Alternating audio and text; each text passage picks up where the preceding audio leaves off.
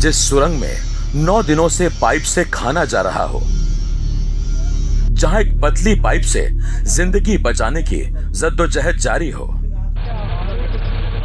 जिस सुरंग में पहुंचने का हर उपाय अब तक नाकाम हुआ हो,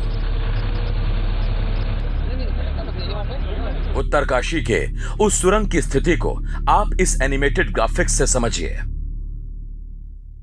उत्तरकाशी में सिलक्यारा से बड़कोट तक यह सुरंग है, जो महत्वाकांक्षी 4 धाम प्रोजेक्ट का हिस्सा है।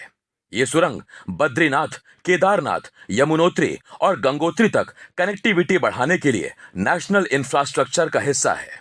यह सुरंग करीब 4.5 किलोमीटर लंबी है। इसका 53 मीटर लंबा हिस्सा 12 नवंबर को जमीन धंसने के कारण बंद हो गया, लेकिन अंदर 2 किलोमीटर का हिस्सा अब तक सुरक्षित है, जहां बिजली की रोशनी का इंतजाम है और इसकी ऊंचाई करीब 8.5 मीटर है। वहां तक पाइप के जरिए भोजन, दवाइयां और ऑक्सीजन पहुंचाए जा रहे हैं। बचाव दल की कोशिश है कि उस मलबे के बीच से अंदर जाने का रास्ता बनाया जाए। उसमें कुछ हद तक मलबे को छेदा जा चुका है, लेकिन इतने से काम बनता नहीं दिख रहा। हमारे सभी सदस्य समर्थन कर रहे हैं। मैं यहाँ समर्थन कर रहा हूँ। हम उन लोगों को बाहर निकालेंगे। बहुत अच्छा काम हो रहा है। हम ये कर लेंगे। हमारी पूरी टीम यहाँ है। हम इसका समाधान निकालकर उनको बाहर निकालेंगे।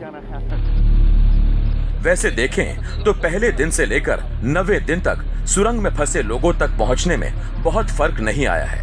इस बीच बचाव दल 5 विकल्पों और एक्शन प्लान पर काम कर रहे हैं। पहले एक्शन प्लान पर रेल विकास निगम लिमिटेड काम कर रहा है, जिसने वर्टिकल पाइपलाइन पर काम करना शुरू कर दिया है। इसका मकसद जरूरी चीजों की सप्लाई फंसे हुए लोगों तक पहुंचाना है।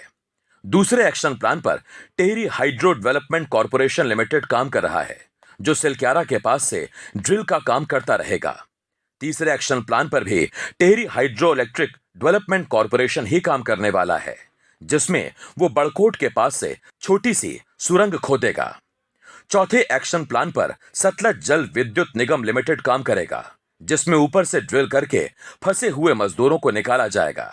इसके लिए 75 टन का भारी भरकम इक्विपमेंट गुजरात और ओडिशा से चल चुके हैं।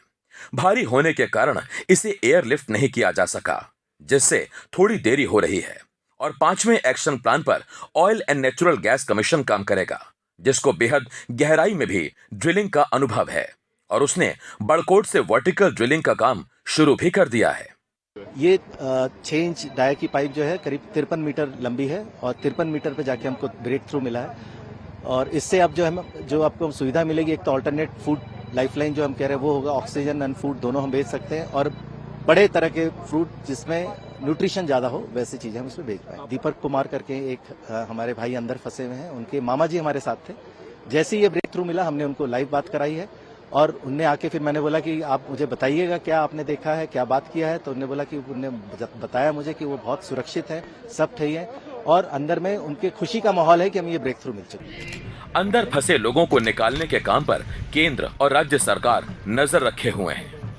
ये हम सब लोगों के लिए चिंता है कि ये आपदा है और आपदा देखिए किसी एक कारण उसका नहीं होता है और उसमें सभी लोगों को, आप लोगों को भी, सब लोगों को सहयोग करना है। अब यही है स्थिति कि जैसा आपने बताया कि अभी हमारा एक तो अंदर जो लोग हैं उनका भी मनोबल बना रहे, उनके परिजन उनसे बात कर रहे हैं और जो बाहर हैं उनकी भी हमें चिंता करनी है, वो सब चीज़ें कर रहे हैं। और हमारा सबका यही होना चाहिए कि अभी भगवान से प्रार्थना करें कि जल्दी से जल्दी ये जो हमारे सभी जो रास्ते अपनाए जा रहे हैं 6 प्रकार के, उनमें से कोई भी रास्ता पहले से पहले सफल हो और वो लोग बाहर आए।